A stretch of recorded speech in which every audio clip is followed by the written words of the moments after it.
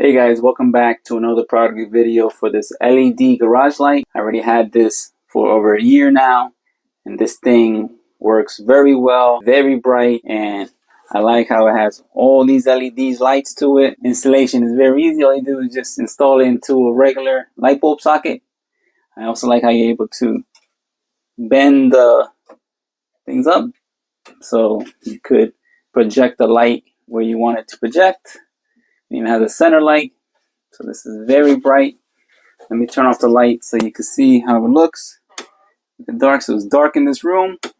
You turn on the light, it's very bright. You can see everything in here. I actually have this in my basement. There's no windows, so this is all the light I need inside this. And it runs very nicely and holds up very well. If you're interested in buying this, I'm going to post a link in the description. And you can buy this from Amazon.com. Overall, this is a great LED garage light. I like how you're able to bend the arms down or up or down, depending on where you want the light to be focused on. It's very bright. I like how there's all these light LEDs, and this lasts a long time. It's very durable. It's made out of a durable resin plastic material.